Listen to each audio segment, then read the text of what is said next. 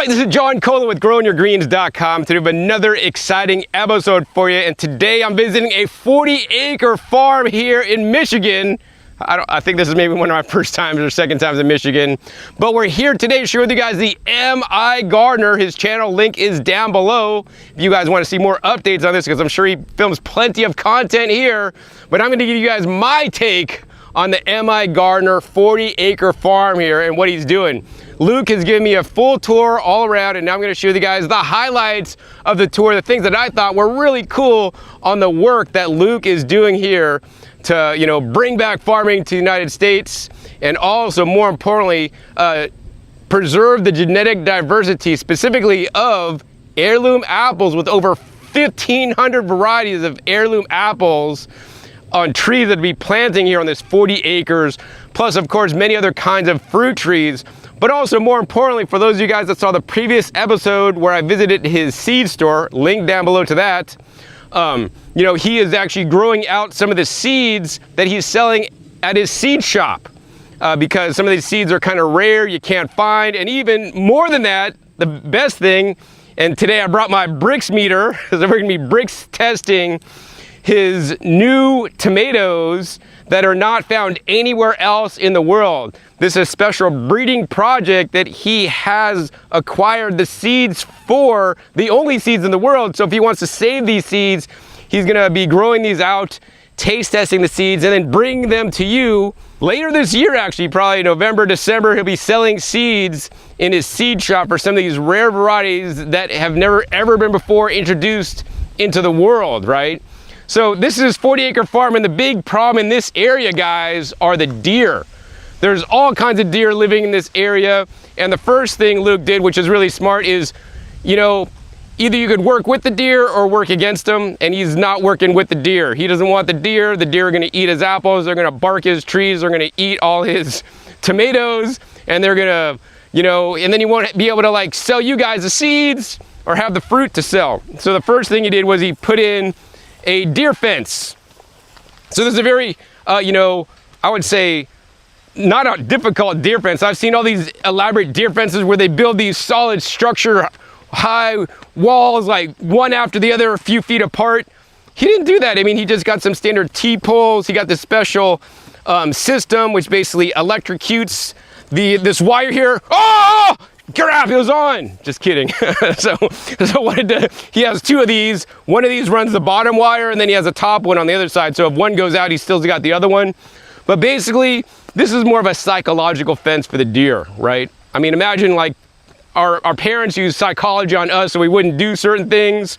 But anyways, both these are electrocuted when, you know, when he's not here and he turns this on. And what happens is the deer sees the white, and they've been shocked by this white fence before, right? So they see this, they're like, okay, I'm not gonna go above that, but then they think, I could jump that easy. Look at this is not that high. I mean, I could freaking jump that. But anyways, the deer say, I could jump that, but then they look beyond this, and then they see like, oh, they can see the wire there. There's like several layers, 1, 2, 3, 4, 5, 6, 7, 8. Basically wires here that are spaced about a foot apart, right? And they're like, all right, well, that looks kind of high, but I could clear this and clear that. But then they see up top, they see the white up there. If you guys see the white up there, what does that white line look like? Well, that white line looks like another one of these that they think, oh, that white one shocks me every time I touch it. Then they think, wait, I could clear this, but I can't clear that white line. I might get shocked. And then to add insult to injury, they're sitting here and they're looking, and then they see all these like plants here, which then they can't see to the other side. So then they can't see like, where am I gonna land if I clear this, clear that? And then if I don't know where I'm gonna land safely, because if they like break their leg, they're basically done, right? They can't go to the hospital, nobody takes them to the vet. So they're like maybe gonna like charge and go, and then they're like, oh man, I'm not gonna make that, I'm just gonna go somewhere else. I mean, this is the deer psychology, guys. So you just got to outsmart the deer. You know, I mean, this was not inexpensive. I mean, this was kind of expensive to put in, but it's a lot cheaper than building 2 fences, yay tall, which I've seen people do before. So I really love this, and I do hope that it does work for Luke, and I'm sure I'll hear about it if all his 1,500 rare grafted apple trees from around the world get eaten. So until then, we'll generally trust him that, you know, he's not gonna do something stupid where he's gonna lose all his trees. Anyways, we walk immediately into the property, and you can see, I mean, here's the thing, guys. Like, I personally, honestly, I wouldn't have bought this property. This was former, basically, conventional soybean land. So you can only imagine year after year growing soybeans, putting chemicals down, and he does not have the best starting soil place. You know, so while I wouldn't buy it myself, I definitely respect and honor him for, you know, really turning the soil around, because this soil is so messed up. And he's gonna make it better than when he found it. And he's learning that, you know, he has to enrich the soil. So he's basically brought in some compost. He's also mulching as he puts in the trees. And he's also doing a lot of cover cropping. So actually, this is a really good example on this side where it looks like nice and pro. So look at this. He's got 20 foot in between his trees down each row. And then he basically got around 20 or maybe 18 feet of this is all the cover crop, right? This is like a ryegrass and a clover. And how this works is he lets this cover crop grow up.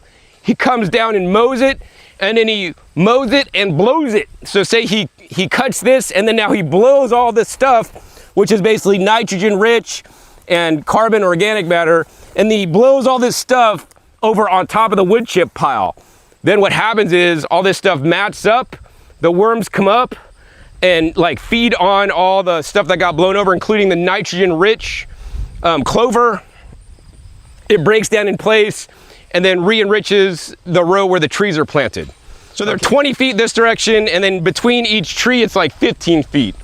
So his main goal one day, which will be really cool, is he's gonna have the most genetic diversity of any you pick apple orchard in the world, probably, man. 1,500 varieties of apples boggles my mind. I've tasted probably a couple hundred varieties of apples at different, you know, California Rare Fruit or apple tastings, but 1,500 varieties. He had to go through a lot to get all that. All these trees, I think, for the most part, are grafted trees. I think he did like 1,500 grafts over the last months, and then he got these all, you know, grown up. Some of them I'll show you guys, still in pots, but the larger ones already got planted out. So yeah, that's really the goal of this farm, because he wants to bring back and preserve the genetic diversity. Some of these apple trees that he's growing, there may be only 1 or 2 of these trees left in the entire world. So this way he can continue them growing, and also more importantly, share them with you. So how he's gonna make these available is actually once they grow up, and he'll be able to send out boxes of tasting apples. So he'll send like this variety, maybe send you like 10 or whatever, 15 varieties, or how many varieties he sends you, so you could taste them. And if you like them, then you could order the tree from him that he'll graft and put on a rootstock for you, or you could just basically get the scion wood so you could graft it on your own existing apple trees, which is really cool. So like, I know a lot of apple collectors collect the trees, but then they don't make it available for you to grow out. So I really love the model that Luke will be adopting, to be able to let you to taste them, to find out the one you like the most, and then be able to buy them, whether you want to buy the full tree or just, you know, the scion wood, so you could graft them yourself. So yeah, that's really impressive. I mean, the trees aren't super impressive right now. I could take you to a couple trees that have some apples on there, but you know, he's gonna keep these kind of like, you know, you want to like keep them like short so they're not like super tall, but he's gonna grow them wide, right? So he wants to have a nice canopy on these guys, so like when people come, they can easily pick them without having to like climb ladders and get hurt. So yeah, that's the goal. And then of course he has these here for protection. You know, bugs and insects, and also string trimmers don't hit this, which is really good. So yeah, I got to get some of these for my trees in Puerto Rico. Normally they just use like pipe, and they cut a slit in it and then put it on there. So this is called the Shellet, and besides protecting from insects, string trimmers, it also kind of is perforated, so it allows the airflow to come in, so it keeps the tree from rotting as well. So yeah, I really like these guys, and hopefully they're affordable, because I'm gonna probably put them on all my trees in Puerto Rico if I don't just get the corrugated PVC pipe, you know, that I'll just cut a line in and put on there. All right guys, so in this part of the farm, Luke has some of his Vigo MI Gardener raised beds that you guys can buy at migardener.com. He's got them fully assembled and set up with compost and rock dust, worm castings, and this trifecta fertilizer to basically experiment and grow different crops. So he's got onions here, looks like some potatoes here. He's got like rosemary, basil, lemongrass, zucchini, tomatillos. Look at this, lots of nice kale actually. Some turnip greens, some beans, some eggplants, some beets, basil, cabbage. So I mean, nothing super special here. He's got, you know, different kinds of peppers, lots of tomatoes, and like a lot of this food is grown for Luke, because Luke doesn't have just like this farm. Luke has this farm, he has his home garden, he also has garden at his shop. So he has 3 gardens he takes care of, and Luke and his family grow a lot more than they could eat themselves. So he doesn't want this food to go to waste, so this gets donated to a local food kitchen nonprofit that normally only gets like processed food in cans that like could store, right? So it's really cool that Luke will donate the extra food, you know, to feed the local people, to like help give back. And I always encourage you guys, if you guys have extra plants or food you're growing, you know, donate them to your neighbor, somebody in need, or find a local food bank that you could donate your food to so it doesn't go to waste. Like for me personally, I try to like process all my food and preserve it, you know, so that I could use it later. You know, freeze drying is my preferred method because I could freeze dry so much food and then I could store it literally for up to 25 years. Links down below to that video. Anyways, you can see he's got some tomatoes and then some more beans. And this is a more newly planted tomatoes. And look at this, guys, look at this. I want to really show you guys this. Maybe Luke doesn't want me to show you this, but I'm gonna show you this. I don't really care, not my farm. Look at all these trees. Luke is a bad gardener. All these didn't make it. This is like the reject pile of plants that didn't make it. And you know what? Honestly, Luke is really not concerned about the plants that didn't make it. He planted 3,000 apple trees from basically grass they did. And he lost probably about 120 trees, including these and maybe a few more in the field, right? And guess what? That is a part of gardening. Gardening, like a lot of things in life, is a numbers game. If you go to Las Vegas, where I live, and you gamble, which I don't, you put your money on black, and you're gonna win maybe half the time, maybe actually less than half the time, maybe 40% of the time. You're gonna lose a lot, and you're gonna win a little bit. So don't come to Vegas. Vegas is on its way out because nobody's traveling there from what I hear. But nonetheless, when you invest in plants, right, you're gonna get a better return. So here's the thing, guys. Luke had, in my opinion, acceptable loss of only 4%. He gambled and took a risk with 3,000 trees. He lost about 120 of them or something total. So he really only lost 4% of them, which is really not a lot, right? Not every plant you grow will always succeed. I have killed tons of plants, right? Not every one of my plants did grow. That's all right. But here's the thing. As gardeners, we know we will succeed more than we fail if we know what the heck we're doing. So watch Luke's channel and my channel so you guys can learn what you're doing, so you will succeed more than you fail, right? And even the best of us, we fail, and know what? Shrug it off, don't worry about it, because I'll tell you the next technique that he did. As much as he lost a lot of trees, he had backups. So it's always good to have a backup plan, but if you're married, don't have a backup plan. Stay with your partner, all right? So, yeah, as you can see, he planted a lot of trees in the ground, but we still have lots of trees sitting here. And basically, every one of these rows is the same variety or cultivar. So, you know, say he started with like 4 of the same exact cultivar, and he lost 1 or 2 of these because they didn't take. Guess what? He still has half of them left, right? So despite him losing, you know, over 100 trees, he still has plenty different varieties left that he will be planting on the property. Because once again, guys, it's always good to have backup plants. Oftentimes when I go to nurseries or when you buy seeds, buy some extra seeds, germinate some extra seeds so that you have 5 of the same kind of plant. You plant them in 5 different areas. This one did better, this one did worse, this one didn't make it. It's all right, because several of them will still be alive. I mean, gardening, like a lot of things, is a numbers game. And so Luke just plays a game, and guess what? He wins. All right, so the next thing I want to do, we're going to jump over some of these. And we're going to go over here to the seed area where he's growing plants out for seed. All right, guys, so check it out. This is an area that he's doing experiments with, and this is a failed experiment. Show you another failed experiment. So this is where he's trying to grow lavender to seed. And once again, this soil is very poor. What he did here was he basically cover cropped it. He cut it down. He laid on this white plastic, white side up, so that the ground would not get too hot. Because if you put it black side up, you know, it'll basically make it'll solarize and make the ground a lot warmer. He laid down a couple inches of compost, and then in every planting hole he put the rock dust, the compost, the earthworm castings, and his fertilizer there. And he planted the plants, and a lot of these, and they're on irrigation, and a lot of these just didn't make it. So the lavender experiment failed. Once again, doesn't really matter, because you just got to keep moving on and try new things. You experiment, sometimes it works, sometimes it doesn't. As you guys can see on this side, what he's growing is working. And actually I'm kind of interested to see what happens on this side, because these are the Florida Seminole pumpkins that are, you know, resistant to more diseases and bugs because it's growing in the tropics. So they're starting to grow because, you know, he only acquired this property, this side of the property, in like November, and then he got the rest of the property on that side. He only got that, I think, in February. So it's a lot of work because, you know, he does a lot of the work himself, although he has some people helping him out.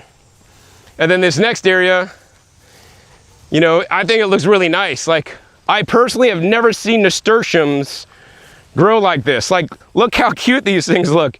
They're just like little bulbs of nasturtium. Normally when I get them, they just like grow all crazy and vine out everywhere. But these are like nice in a row, and like there's a few that didn't germinate, but they're just nice little bulbs of nasturtium. So these are like a variegated nasturtium. He could be growing these out for trialing or to test, save the seed for his seed store. Next up, these guys are the cilantro, which I know he is growing out to save for the seed. And at the end, I want to share with you guys this. Normally when I see basil like this, I'm like, my basil is bolting. I'm gonna clip off the tops, and I usually eat them or blend them or juice them or do something with them.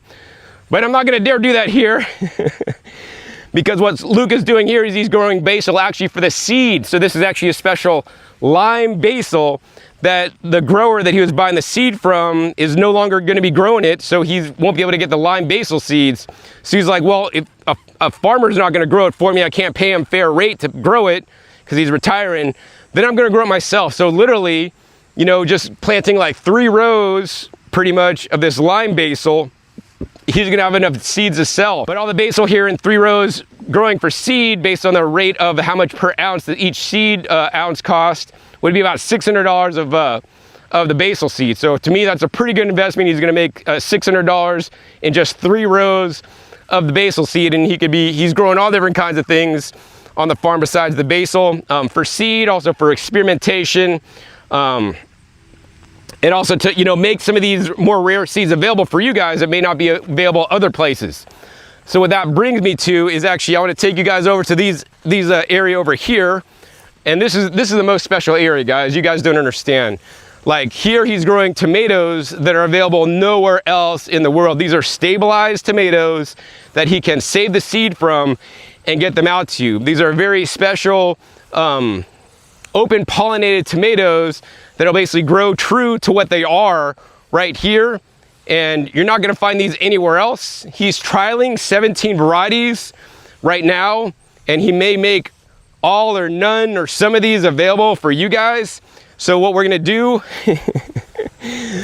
is I'm gonna Brix test them, right? And I'll tell you guys, I got kicked out of some fruit festivals for Brix testing because the fruit quality was poor. And I'm gonna tell you guys like it is, right? Of course, I'm Brix testing just whatever he picks and gives me. And so if it's like not all the way ripe, the Brix may not be as high, you know, I mean. And also too, the other thing, the Brix just tells the number, and people would normally think the Brix number is total sugars, but the Brix tells you the total solids, including sugars, proteins, and mineral content of the food. So I want you guys to remember that.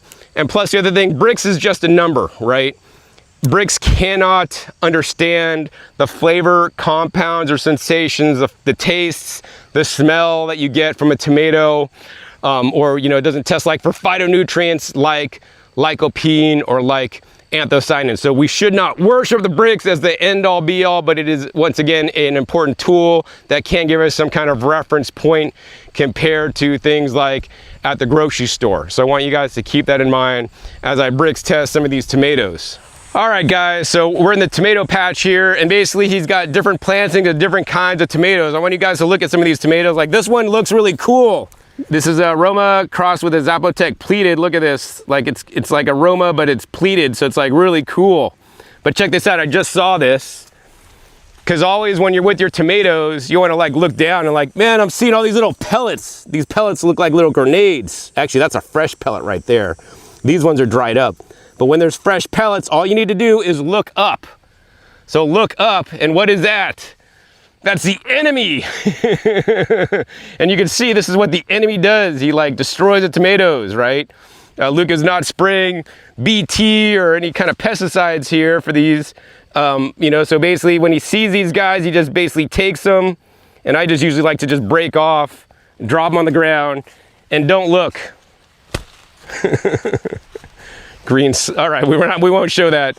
But anyways, that's no longer a problem. You got to deal with the pests as you come. So anyways, now I want to share with you guys this tomato here. And Luke has not named this yet because these are all new varieties that are never shown before on YouTube, unless maybe it's on his channel, and never been sold before ever. And to me, this is like a really like nice looking tomato. So I want to show you guys a couple different versions. So here's the same tomato when they're not quite ripe. They got a lot of purple anthocyanins in there, but then they're still like really green. So then as they ripen up, they kind of get more like this. They kind of get like still the purple, but then they get a bit more reddish orange. And this is still like not quite ripe, reddish, it's still reddish orange. But as they get ripe, you guys can see what they look like. This one's like a perfect one right here. You guys can see they actually tend to ripen up and turn like, they still got the purple blush in there, which is nice and pretty, but also it's a really nice, vibrant, like a yellow orange tomato. So I'm hoping it has like the cis lycopene. So we're gonna go ahead and Brix test it. So let's see, on my Brix test chart, tomatoes that are, it Brix out like poor is 4, good is 6, average is 8, and then excellent was 12. So let's see what this is. All right, so first up, I'm just gonna go ahead and bite into it.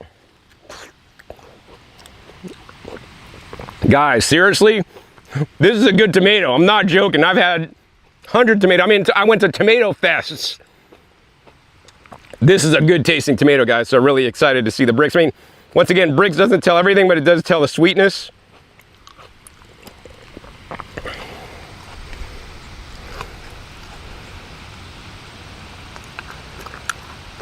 Wow. So that's like basically a 7 Brix. I'm gonna say the flavor is better than the Brix on this one. So like, I don't really care the Brix because the flavor is amazing on this, even if it's not the super sweetest tomato. It's like, I would say it's low acid. It just tastes like a tomato should taste. Like, it tastes what a yellow tomato should in my mind. This is one of my favorite here for sure. All right guys, so we got the next tomato to test for you guys. This is actually called the Tangerine Creme, which is a sun sugar cross with a black Creme tomato. So that's pretty crazy, like those crosses. And check it out, you can see this plant is highly productive. There's like tomatoes here. You just look here, these plants aren't very big, guys, and there's just like tons here. They're all ripening up in there. Look at the size of these branches, man. Super thick. And you can just see they're just packed in there. Look at how packed this is, guys. These are productive tomatoes. But, you know, hey, it's great when it's productive, but let's actually see the taste and flavor. So you can see, this is when they get ripe. They're kind of like the same, kind of like the tangerine, you know, yellow orange with also, once again, that purple kind of lining, because once again, these are more anthocyanin rich. So let's get out the Brix tester.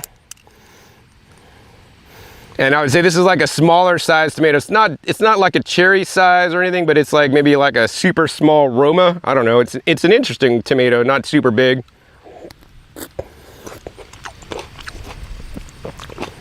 Definitely sweet though. I gotta give it the sweetness here. We'll get a little bit of liquid on there. It's like almost 8. So that one so far is like the sweetest one. The tangerine crim definitely has a good flavor. You know, I've tasted a lot of tomatoes here so far, and actually for sure, so far I've been really enjoying the yellow-orange color. Oh, wow, look at that. That one fell off in my hand. I gotta eat that one too. Definitely a good sweet flavor on these guys. Another one you should get. All right, guys, so much like when some apple trees didn't make it, this is one of the tomatoes that is not gonna be getting put out. Luke tried it, and it's like got a lot of pest pressure. You can see there's a lot of damage to these for whatever reason. And although it was a heavy yielder, it didn't make the cut, right? So we're gonna see if I could try one here. Look at this. Wow, this one's interesting. I don't know if this is like a genetic defect or they're supposed to look like this, because normally they're just kind of like round, regular tomatoes. But we're trying, and some of it's kind of rotten, so I'll eat off the bottom. Yeah, so honestly, this one, like, it doesn't have a lot of flavor to me. So yeah, we're just gonna chuck it out. Didn't make the cut. All right, guys, so the next tomato we're gonna try is called the purple curtain. And check it out, this is why it's called the curtain, right? Look at this. These are so many purple tomatoes, and it's like literally a curtain, because you could barely even see through there, and there's just more and more on this one plant. This is a very highly productive plant. I mean, there's just like more bunches here. I mean, these are thick bunches, guys. Once again, these ones are not ripe. They're still got the purple to it, but they will ripen up. So you can see, this is kind of fun. They're purple, but then where the shade hits it, right, it just kind of like turns yellow and ripish. So that's kind of interesting. But as they get ripe, they get a little bit soft, and then they change color. So you can see here, one down here. We're gonna pop that guy off.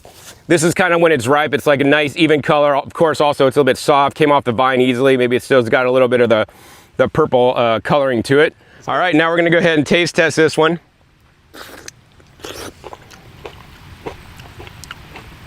This one is not as flavorful as the other two that I tried. I've tasted a lot of like purple. They're usually like purple to red, not like purple to yellow. And like, they all seem like a little bit more flavorless to me. So we're gonna go ahead. This one's not super flavorful for my preferences. But let's go ahead and once again, Brix test this one. Oh yeah, see guys, and like, this is like Brixing out at like 5.5. So this is like the lowest Brix so far of all the ones I've tested.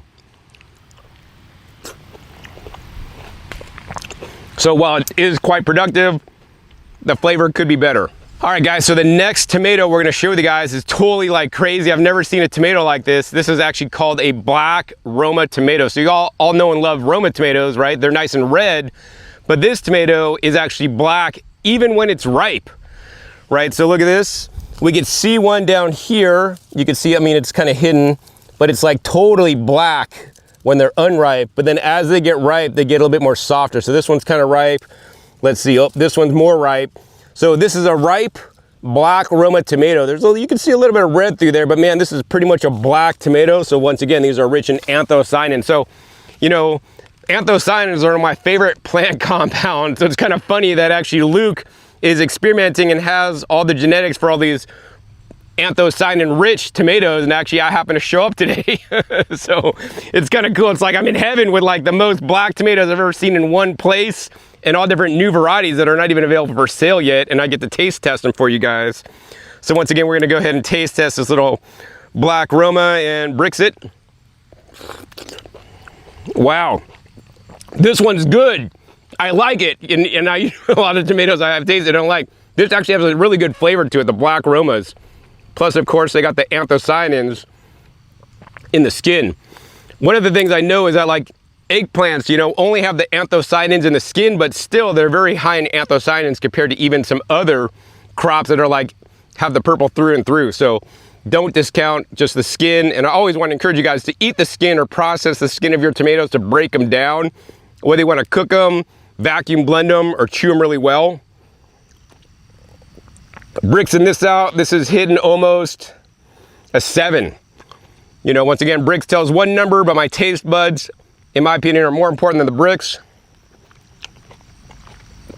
My taste buds give this an A+. All right, guys, so the next tomato we're gonna try is more of like a pear tomato. This is known as the bubblegum centiflora. And I mean, number one, when I just look at this plant, like, look at this plant, like, look at the plant behind it. You can see like tons of leaves, foliage, maybe some fruit. But with this, I basically just see like lots of tomatoes. There's a few leaves here and there, but like, look at this. This is like, okay, there's a few leaves, there's a bunch of flowers that'll come on, more tomatoes, but there's not even a lot of leaves on this plant, which is kind of insane. And you can see there's the productiveness of this in all different stages. So the bubblegum centiflora. So let's see if I can find a ripe one here. It should come off pretty easy in my hands. And be a little bit soft. All right, that's not too bad. And so the color on this is pretty unique. It's not like a yellow pear. It's kind of like a lighter, it's kind of like a white yellow. Of course, it also has the anthocyanins in there. This is not known as a sweet tomato, you know, and actually pear tomatoes to me are like, I generally don't like them too much because they're generally not that sweet, but I guess I'm selecting for sweetness. But what's important to you in a tomato, right? Is it important that it's really productive and makes a good tomato? Maybe has some anthocyanins in there, has a really cool color because the color is unique. I don't know, let's taste it and find out.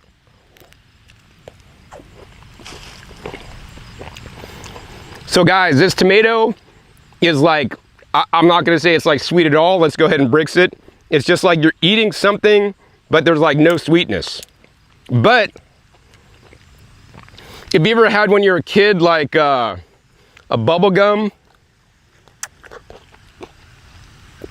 called like Big League Chew, it kind of gives you that kind of like reminiscence flavor, which is less like artificially flavored. This is like a real flavor. Wow, guess what? This Brix is out at 4, so this is definitely not a sweet tomato at all. But the flavor is unique, the color is good, and it's actually quite productive. But you know what? It does remind me of eating bubblegum when I was a kid. But once again, not sweet at all.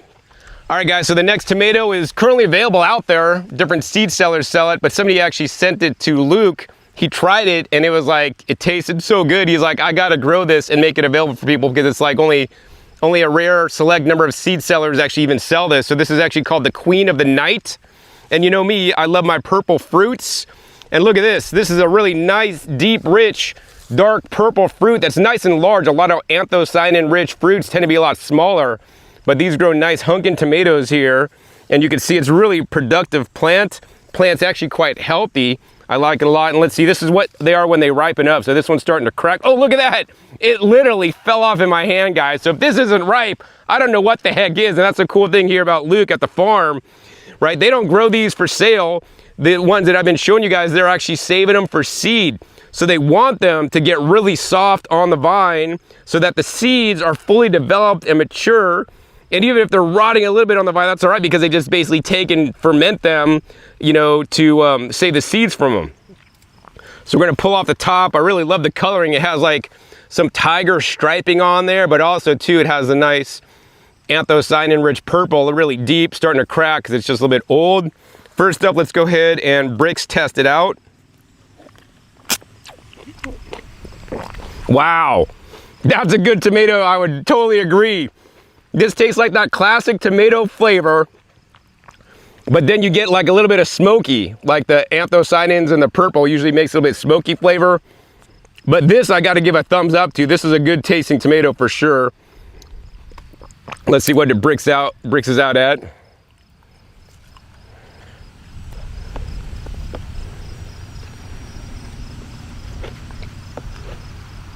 All right, we're at a solid 6 on the Brix, so not super high Brix, but I'll definitely say the flavor makes up for it. It's nice and juicy too. Look at like, so juicy.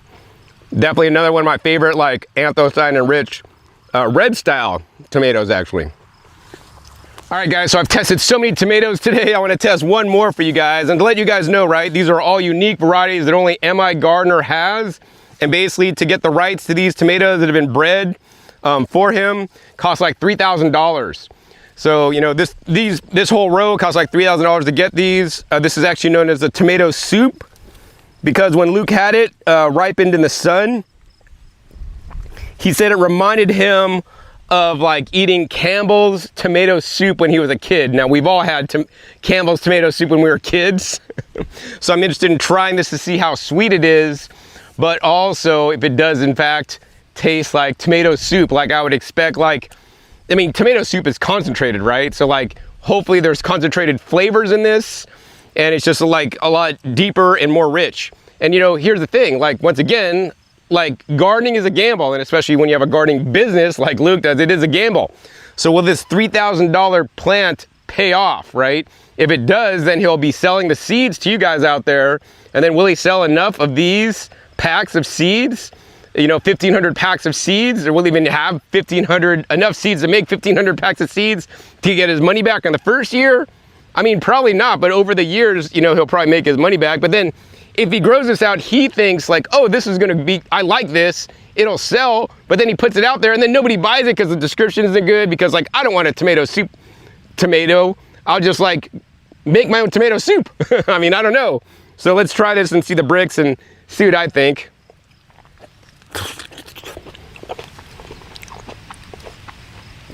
I mean, to me, that's a bland tomato. I personally wouldn't buy it. I will say this is like not super juicy, so I will say it's like concentrated from within. So that could also just make the flavors like more intensified. And of course, you know, if Luke had one sitting in the sun, warmed by the sun, he had it at the right time, the right date, his perfect ripeness, I don't doubt that it could taste like tomato soup. I've had like tomatoes dried on the plant that do taste more concentrated. But, you know, every one you pick is gonna be a little bit more or less ripe. You never know. Unless maybe it fell off the ground and then you pick it off the ground and it was dropped at the right time. This one's brixing out also at 6. So this is not like the super highest bricks. It's definitely not as drippy, so that could be a good thing. So I can see how it's more concentrated, but yeah, I'm not the biggest fan. All right guys, so I gotta try one more tomato here, because once again, one of my favorite tomatoes is the Green Zebra. It's one of the first heirlooms that I actually personally grew, and I love the flavor of that. So now I'm in heaven because we got the Golden Zebra, which is actually the Green Zebra. So you guys can see they look like green and they still got the zebra stripes, but these are actually crossed with a blueberry. So you guys can see over here, we got the zebra striping, but now it's like actually purple when they're kind of ripening up. So let's see if we can find a ripe one. So here's a ripe one right here. So they kind of lose some of the more zebra look when they're riper, but you still got some of the purple in there. So this is once again the Golden Zebra. We're gonna go ahead and try. I don't know why, like this whole trip on the tomatoes I've been eating here, I tend to really like I've been really liking the yellow orange ones, especially with the anthocyanin content. Like they've been my favorite, even if they're not the highest bricks. They taste so good, but let's see what this one tastes like.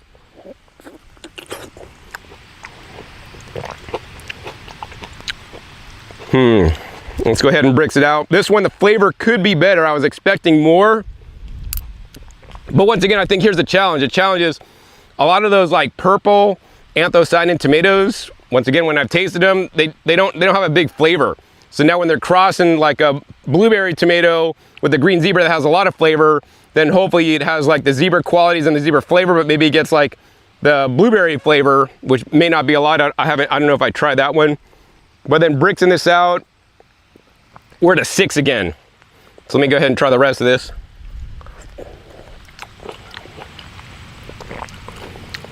Definitely all right, but some of the other yellow tomatoes I've tasted earlier in this video, I liked a lot more. I think I want to finish off this video taste testing a pepper actually.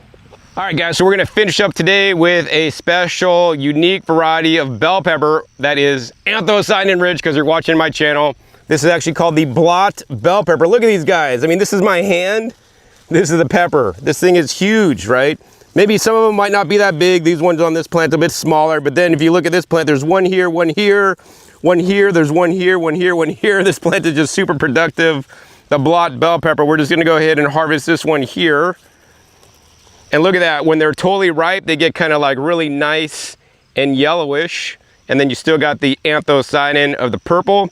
A lot of, you know, I've tried to grow like a long time ago, like some purple bells, and then they really didn't taste that good. So I'm really excited to try this because this one's kind of more ripe here. It like turns the yellowish. Wow. I could say that's pretty good. It reminds me of eating a yellow bell pepper, like pretty much the same flavor. This one could be a little bit riper in my opinion. That was the yellow side. Maybe I'll eat off the green side now.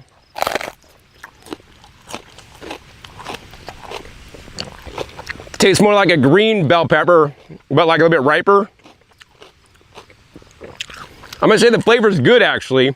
I would want this to ripen up more myself. I find sometimes like when they have the purple traits, they don't tend to like ripen up like as well, but also of course bell peppers just do take a long time to ripen. So maybe this stayed on the vine longer, didn't get like attacked by bugs, pests and disease. Could be good, but I definitely love the purple coloring to this. And also just knowing that these fruits are super gigantic. I mean, look at that. And, you know, in the case of this plant, also super productive because this plant is like loaded, even though this plant is not even super big. If you look and you just move some of the leaves away, there's just all these peppers just like hiding down in here, which is totally amazing. So that means like they won't get sunburned because like the plant leaves are covering the fruit. So yeah, the blot bell pepper, that one's got my thumbs up. All right, guys, so now I have the pleasure of interviewing for you guys Luke Marion, who has this 40-acre farm now. You guys saw the previous episode. We visited his shop where he sells you guys the seeds. This is where he actually makes the seeds into reality by either growing the plants out here from some of the seeds that he sells, or he's, you know, growing plants out for their seeds so they'll sell them to you next year, or he's trialing new varieties that he may end up selling in the future. But of course, also a big part of this project is to preserve genetic diversity of the apples, which he's really into. So Luke, after, you know, gardening at home and growing food on your property at home, and then getting a shop and selling seeds all across the United States, you know, why did you decide to buy a farm now and buy like 40 acres, man? That's a lot of work. And I mean, I know you have a small crew and you work a lot yourself. Yeah. Why did you decide to do this farm thing?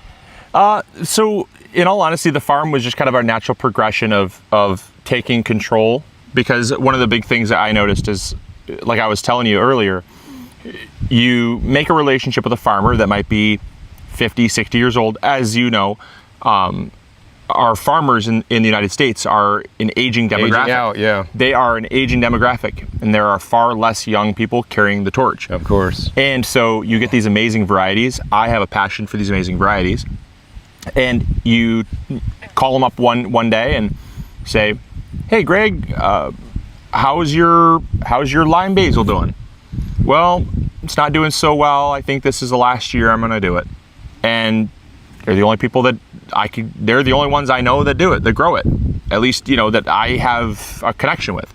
In the U.S., because a lot of people may be growing this outside the U.S. and then import seeds and then sell them to you guys, but then there's no like COO, country of origin, for seeds, which actually I think is very important. So I recommend, of course, to Luke that he should say where the country of origin, even though it's not a required law like it is on produce, right? You should label it. I've talked to other seed companies to do this, but then a lot of them want to hide behind and not say, because they're importing a lot of seeds, whereas I know a lot of I think maybe a few exceptions, are grown right here in America, which is very important to some people. Yeah, and so for us, it's just about bringing back control to because like when you have your seed selection in someone else's hands, you're at their mercy. You're at the mercy of them retiring. You're at the mercy of how they grow. Like, we vet all of our farmers really, really well. All the ones that grow for us, they are incredible individuals. But I can't say that for every farmer, right? Like, I'm not saying that every farmer grows exactly how you and I would grow. Some have their own quirks and their differences that might contribute to maybe a failure one year.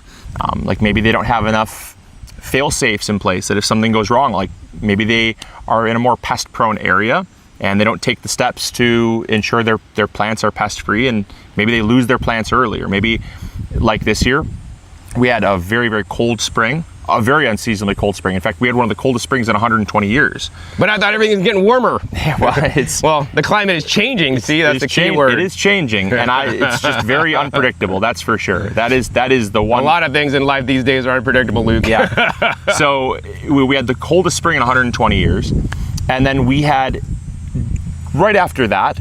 Right after the coldest spring in 120 years, we had the most stretches of above average temperatures in the past 110 years. Wow. So we went from quite literally the coldest to quite literally the warmest.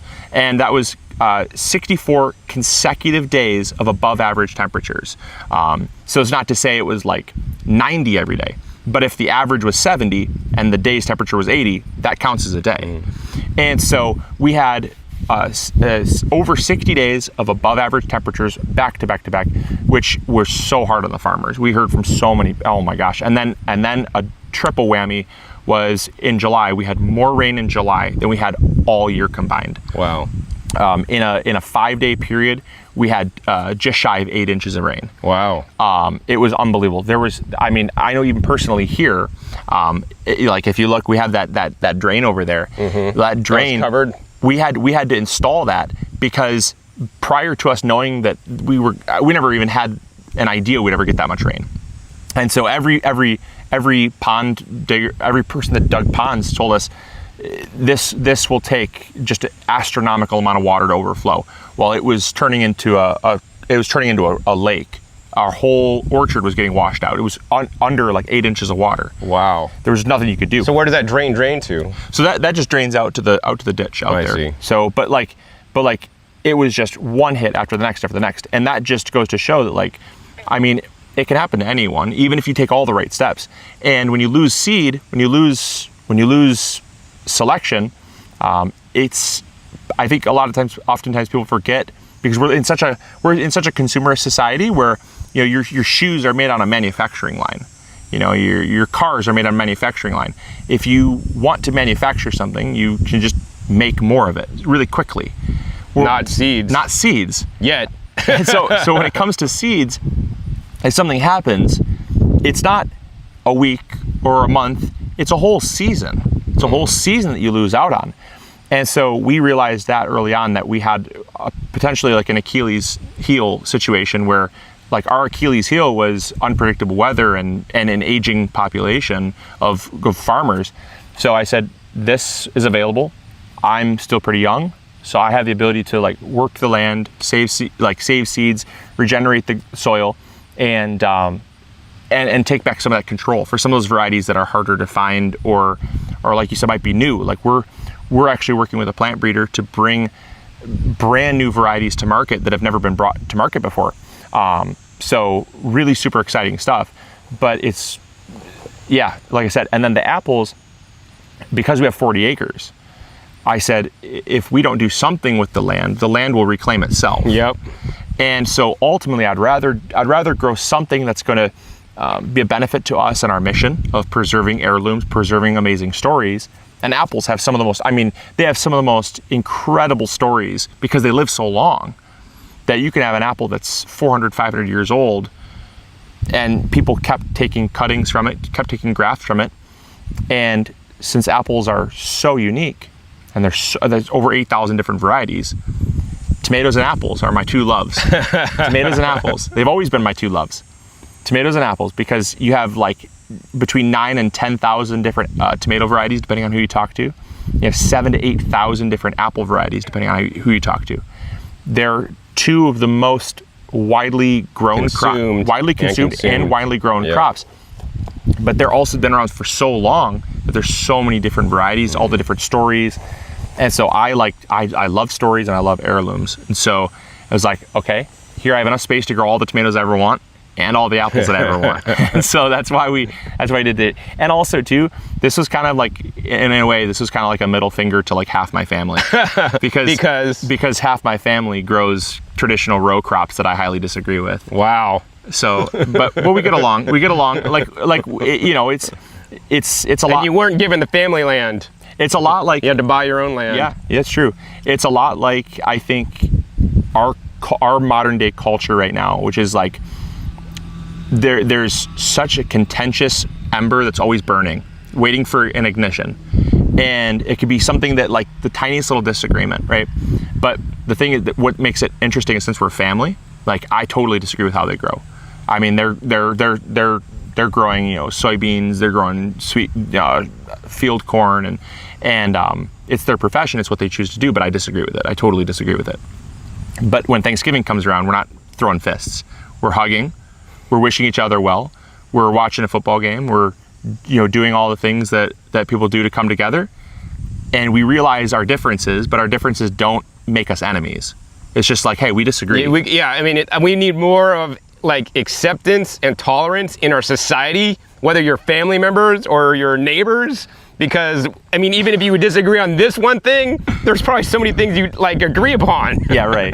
Exactly. So this farm was kind of, in a way, it was a tiny bit of a jab at them. Just all right. So here's the thing: have you named the farm, and maybe you should name the farm with some unique wording that kind of pokes fun at that specifically. So the farm is called Idlewild. Idlewild, which means Idlewild. So it's a bit of a long story, but the short version is essentially there was an apple variety that was cultivated here in a town, just one town south of us here, and it was on a development that was actually developed from a Californian. Californian came from out of town, and it was on the river, and he called it Idlewild. And then his property was a giant property. He was making it like a retreat, like a retreat for people, and half the property was Idlewild. It was like a subdivision for like very wealthy, hoity-toity people. Half the property was Idlewild, half the property was called Shadyside. And it was this big subdivision. He eventually sold it all off, and they turned it into a golf course. and on the golf course, they still have some of the original apple trees that were planted from one of the farms that they had. They were called ribbon farms back in the day. They would use to ship produce and goods on the river. So they had these long stretches of property. And one of those stretches of property was an old farm that the golf course still kept those trees, over 150, 175 years old. Wow, that's impressive. And so when we did our research, it was a variety that was cultivated and specifically grown by a farmer in the area. And so we called it Idlewild because it also is kind of a dual meaning too, because we're idle is like stationary, it stays the same. It's just very calm. And then wild, obviously, it's active. So in a lot of ways, it's a cool juxtaposition between idle and wild. And so it's like that balance, that yin yang of life, where it's like it's okay to rest and it's okay to be wild sometimes. Like, you know what I mean? It's just so I absolutely loved it. And when we found that out, we saved some apple cuttings from it. And the apple is known as the Mrs. Lee Potter apple, but we called the farm Idlewild for that reason. It was on the original Idlewild plat map, essentially. Oh, this was on the plat map. The apple trees, the apple tree was on the plat map. The apple trees were on the plat map. So we're nowhere near where Idlewild was back in the early 1800s, but the trees came from Idlewild. I see. Where Idlewild was. So that's how the farm got its name. All right, cool. Yeah. So, I visit a lot of farms, and some people, they're like, they're rich and they just basically put money in the farm and then they don't really get like a payback on it. So like, how do you expect to make money on your large investment on this farm property? Are you just gonna, sell seeds from it, or like what's the how are you gonna get the payback? Because I know you got like big bank loans to pay off here. Yeah. So money. No pun intended. Money does not grow on trees. So one of the ways, obviously, through the seed. So Sure. We're cultivating the seed. The land cost was relatively inexpensive compared to like national averages and what was available, but it's still like cumulatively was expensive because over 40 acres. Like we toured over 16 different properties. We did soil tests, we did water tests. We just were hyper focused on trying to get the best of what was out there, even though the best was still probably the worst. The best was still the worst in terms of just overall soil quality, because they're all the farms here have been conventional farms all the time. So we knew that no matter what, it would be probably a 2 to 5 year process to get the soil at least to what we would even consider acceptable. Not even excellent, but acceptable. And so we know that it's kind of like I told you. I said, please ignore some of the yellow plants. Please ignore some of the stressed plants. Please ignore the fact that like it's still a work in progress. It's like when you move into a house and you move in, but you still got to paint a room. You still got to tear down a wall. You still got to, it's not some electrical plugs that don't work, which is in my house. Yeah, it's not your house yet. It's a work in progress. So this is like a 2 to 5 year process to just get it to where I think is like where I'd even be somewhat happy. Like, it sounds very, very arrogant and not so positive to say that I'm not happy with it. I look around and I just see so much stuff that I'd like to work on. I mean, I just see a lot of work here. I mean, you've done a lot, but you got a lot of, like, 1,500 apple trees to plant. Man, that's a lot of work. There's a ton of work. There's a ton of things I'd like to improve on. So, like, I tend to be my biggest critic. All that is to say, like, it's not going to be an overnight process, but eventually selling the seeds, that's very immediate. That's pretty quick. We can start to recoup some of our investment by selling seeds. But then the big value maker is in the apples. So we're going to be doing, like I said, like a tasting box. So the tasting box is going to be a box of about 24 apples. Each one is going to be marked with like a name tag and like a story, so you can learn about it, taste it, see if you like it, the back history on it. And then we'll sell scion wood. So if you want to graft your own, you can buy the sticks in the winter. We prune off like the tender young growth, ship that, and that's not happening yet. But within the next 2 or 3 years, we'll probably start doing that.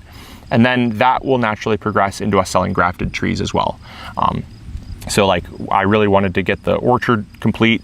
And since the pruning process yields a byproduct of scion wood, it's a really easy way for us to make a little bit of money to help fund the farm.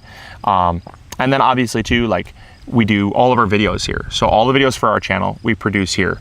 Rather than, divide and conquer and have videos everywhere, it was just too much. It was way too chaotic to manage all that and have videos everywhere. Now we have like our in-ground garden, which we show that gardening style. We have our raised bed gardens. We can show that gardening style. We have, the orchard, which is more like farming. We have like our vineyard, and we have some blueberries, some small blueberry plants, and haven't put blackberries in yet, but we're gonna do that. We're gonna do blackberries. Right. For you, we'll do some blackberries. But we're just doing a little bit of everything right now, but we're all doing it here rather than in a bunch of different spots. So like the videos help to generate some revenue, not a tremendous amount, but like enough to at least pay a videographer and a little bit for my time. Like, not videos don't make what they used to make, but like that helps to fund the farm. And then the final thing that we hope to do is turn part of the farm into a wedding venue. Where oh wow, all right. Well, see, that's where the money is, because it's not in farming. It's like if you have a wedding venue, maybe around the nice lake with a nice lookout on top of your berm, or something, and then parking in a nice area where they could prepare food, and then you rent it out for private farm to table events. Actually, I think that's where you could do really good. Yeah. So like when the orchard's in bloom in like May, June, not a lot of places do spring weddings, because like outdoor weddings is like, it's a very risky thing. I mean, brides do not want to do an outdoor wedding, especially in spring. I mean, but we're hoping to advertise it as like, have your wedding in this very finite window of time when all you see are these beautiful white blossoms everywhere. I mean, it's like super, picture perfect, beautiful. And then in the fall, we're hoping to do fall weddings with like, have your wedding in the middle of an apple orchard with like 1,500 unique varieties, different colors, shapes, sizes, everything all around you. It's like 2 seasons that typically are not very, it's a very unmet market here in Michigan. So we're hoping that will generate some revenue for the farm, kind of passively. But yeah, we're open to options. If your viewers have any ideas for ways, like we have our honeybees for pollination. Obviously, like you mentioned, focusing on native bees, super focused on those as well. We're gonna get some leaf cutter houses and a bunch of different native bees going on too. But in terms of the honeybees, like maybe some honey sales. We're not like, we have some pumpkins to sell pumpkins in the fall, some quick stuff. We have some beautiful big shagbark hickories to sell some hickory nuts.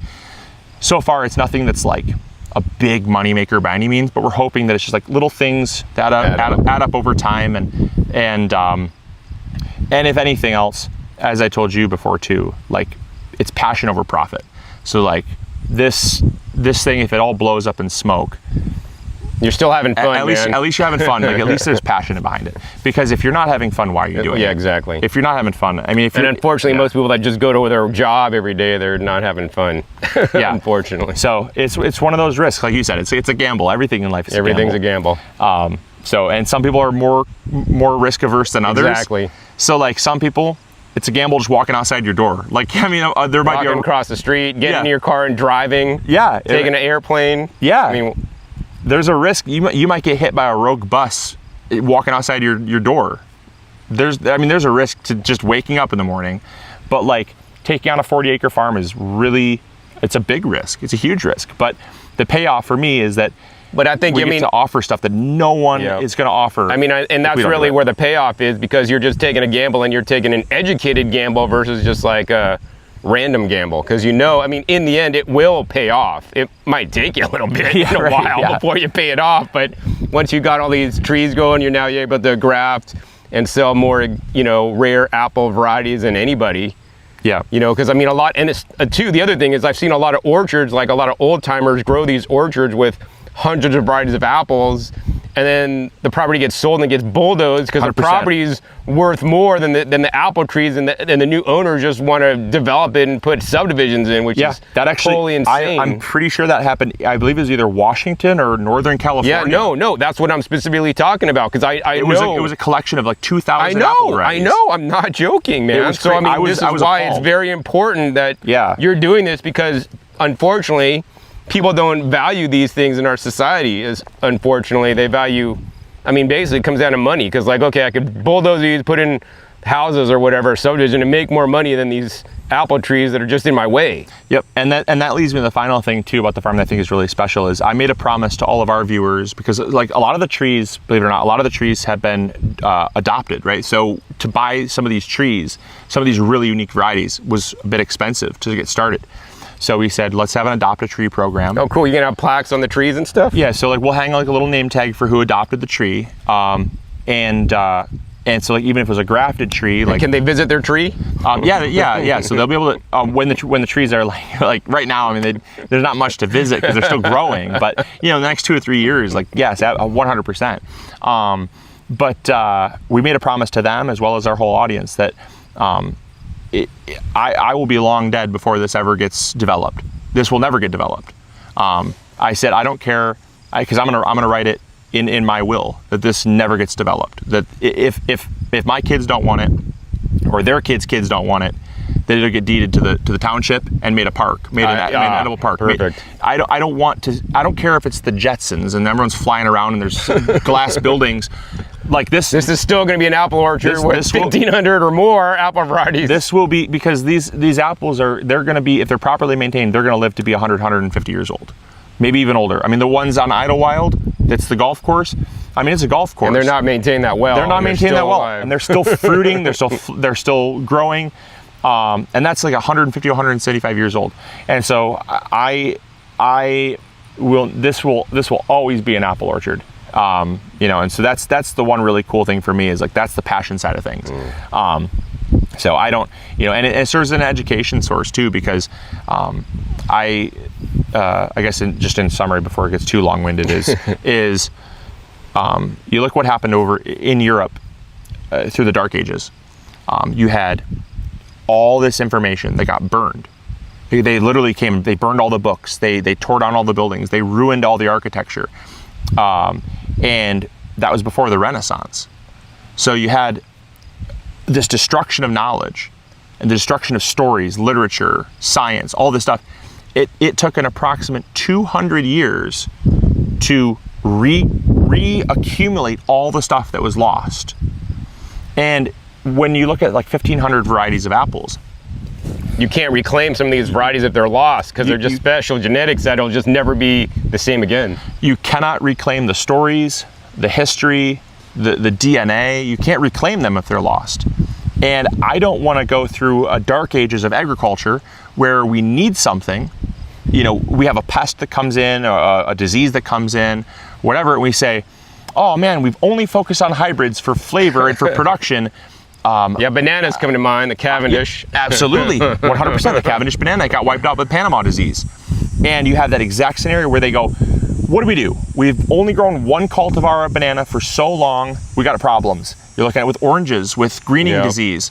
The Long Bing Bing, right? That's the green leaf hopper that came in and it totally wiped out the citrus industry. And now they're like panicking and they're like, well, maybe GMO oranges are what we need.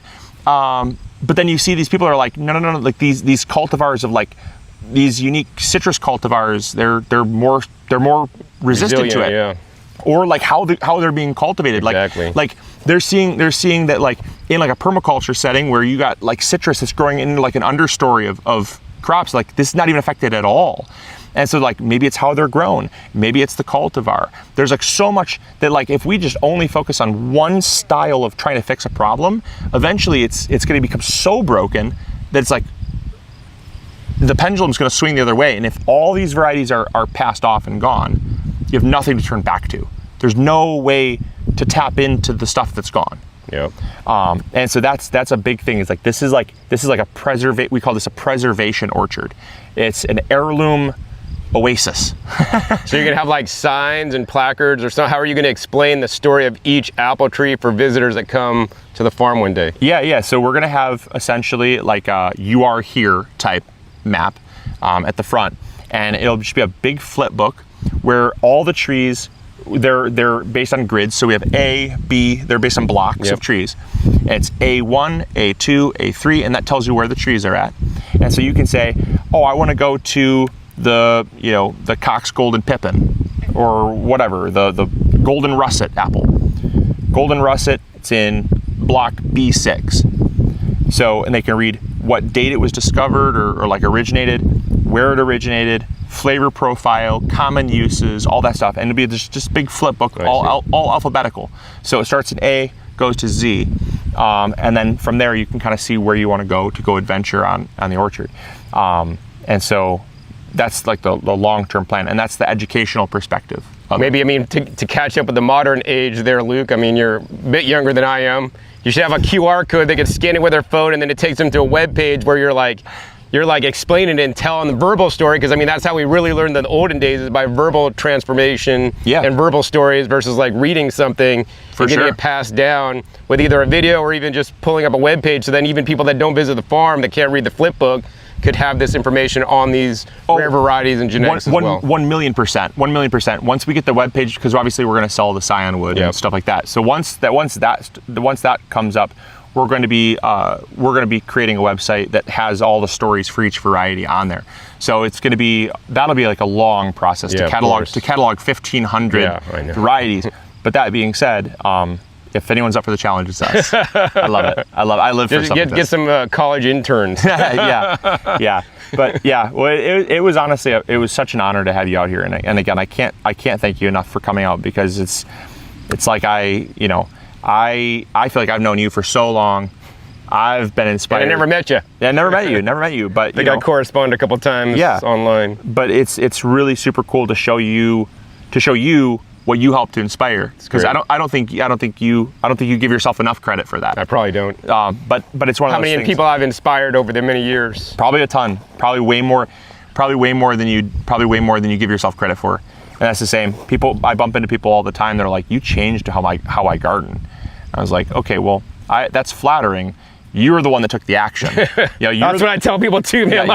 I just kind of, I just make the videos. Right, exactly. But I mean, they did all the work, but also too, it's both. I mean, I'm glad I have information for them so that they could make the difference in their life if they choose to and want to. Because unfortunately, I believe everybody should have access to this information that we put out. Yeah, free. Exactly.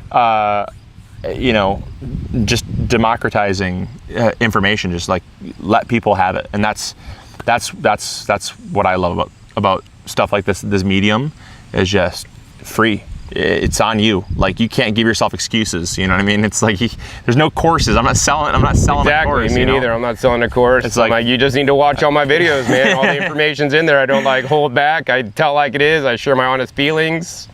Yeah. I mean, whatever I call it as I see it. Yeah, absolutely. Yeah. Well, John, thanks again, man. I appreciate it. All right, Luke. Really I've had fun here. Thanks for hosting me the whole day. Literally the first half of the day, we're at his shop filming and looking around, and I got to see behind the scenes everywhere. And at the farm here, I got to get the whole behind the scenes tour, and I'm like full of tomatoes now. And hopefully he ends up like selling some of these tomatoes that I tried, because some of them are completely amazing. So, if you guys want to find out if he started selling these tomatoes or any of the other crops that you guys seen, or maybe even started, depending on when this video comes out, and if he's doing the Apple thing yet, check out his website, migardener.com. You're gonna find all these cool seeds and, you know, scion and trees one day there. And of course, don't forget, guys, follow Luke on MI Gardener on YouTube. Subscribe to his YouTube channel. And if you guys are watching me for the first time, subscribe to me. I'm almost at 1 million viewers. I was envious of his golden whatever viewer placard thing from YouTube he got. I'm like, man, I started first and Luke like beat me to the punch. But I'm glad he's doing what he's doing, No, and it's okay. partly because of me.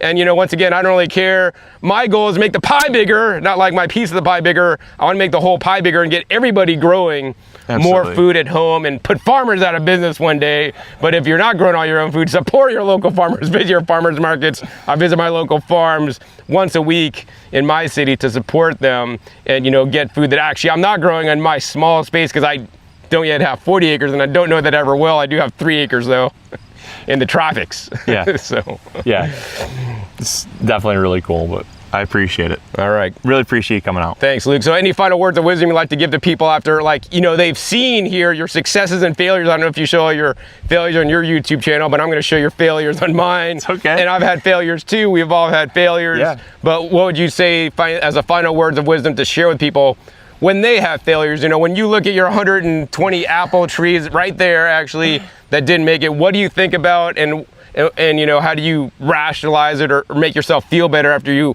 lost all these trees? So I would say to that is, if you don't try it at all, you already have failed. Yeah. So that's the big takeaway, is like, there's a lot of times where I try something and I fail.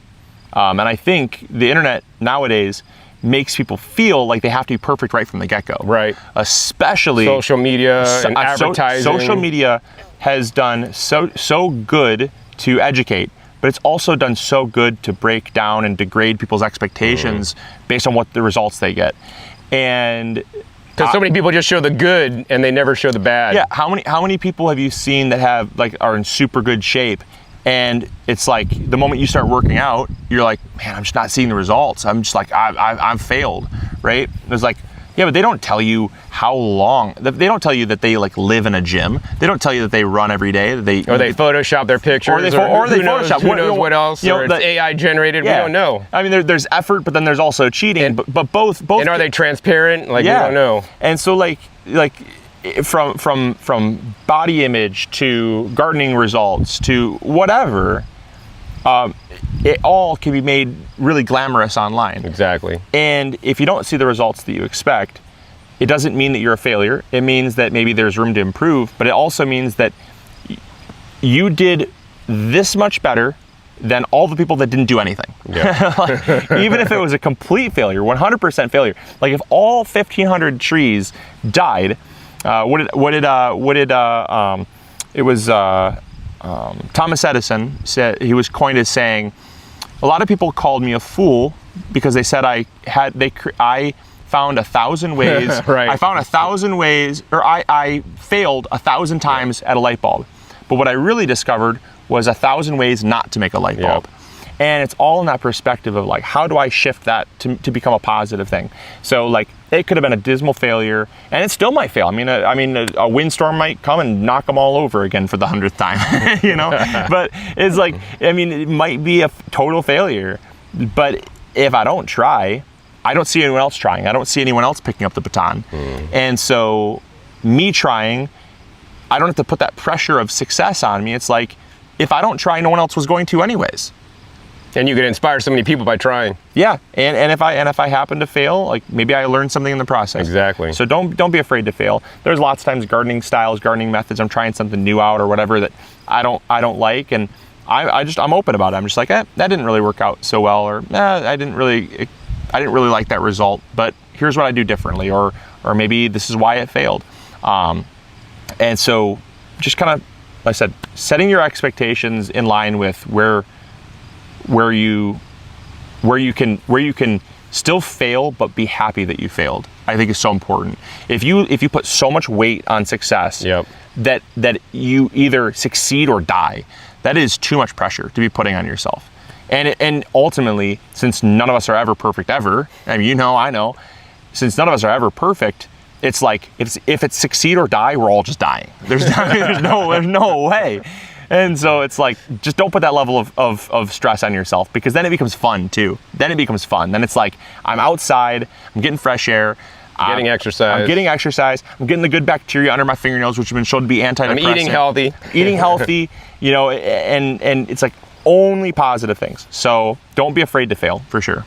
Yeah, I mean, I think the words of wisdom that I would share is, once again, like Thomas Edison or whatever, don't look at failure as a failure, look at it as a success, because you successfully learn how not to do something, right? Yep. And like, once again, and also too, like I mentioned earlier in this episode, a really point I want to drive home is that gardening's a numbers game, Get an extra pack of seeds, start extra seeds, or start one pack of seeds. If you can't germinate them, try a different way with the other pack of seeds you bought, right? Or if you're buying plants, like I buy a lot of plants, buy extra plants, just in case if you don't make it, you could have fill-in plants. I have a whole flood table with extra plants should some of my plants that I intend to plant don't make it. And sometimes I'll use some of the ones in the flood table, sometimes I'll have them as extra and give them to people, right? Or sell them. So yeah, always have a backup plan, and always expect that some things won't make it, and that's all right. When at first you don't succeed, try again. Love that. I mean, that's an old adage, and it comes true. And I think the final words of wisdom I'd like to share with you guys in this episode is, I want you guys to become producers, right? I learned this many years ago from a crazy farmer down in Homestead, Florida. And he really sat me down, old guy, talked my ear off, and I'm like, why is he telling me all this stuff? But now I really get it, right? Because the more you can produce something yourself, the more you can grow your own kale, your own tomatoes, your own peppers, your own apples. That means the less you consume from somebody else, that somebody else had to take their time, their energy, the fossil fuels to get burned to transfer that item, produce item, or your clothes or whatever to you. And so this way we could live a lot more greener lifestyle, have higher quality items, save more money, and eat more nutritiously by literally becoming a producer instead of a consumer. I know some of you guys may not be growing that much stuff now, and if you're growing 5 plants now on your balcony, hey, expand that to 6 or 7. If you're growing in a 4-foot by 4-foot raised bed this season, expand that to 2 4-foot by 4-foot raised beds next season, right? If you've already converted your front lawn to a garden like I did, then convert your backyard to a garden and grow more food back there, and then buy another property somewhere else, like both Luke and I have done. Actually, I think we each got 3 properties where we have gardens at this point. It's true. So, and then you just get consumed by this life and the fun you're having and being outdoors, breathing fresh air, and eating the best food ever. All right, so I think I'll end on that point. And if you guys enjoyed this video at the MI Gardener 40-acre farm, please be sure to give this video a big thumbs up. Also, more importantly, share this with other people so that they could learn about the important work that Luke is doing here, especially with some of the rare breeding tomatoes that are not yet available for sale. Maybe they are by the time you see this video, if it's watching it years after it's posted, or especially with the apples. Also, be sure to click that subscribe button right down below. Help me get to 1 million subscribers and catch up with Luke. I don't know if I'll ever catch this guy. He's so fast. And make sure you click the little bell so you get notified as my new videos come out. And finally, be sure to check out past episodes. Past episodes are wealth of knowledge, especially the episode I filmed at Luke's shop there with all the seeds. And maybe you'll even see it when they're still on sale for a really good price, or probably not. All right, so with that, my name is John Kohler with GrowingYourGreens.com. We'll see you next time. Until then, remember, keep on growing.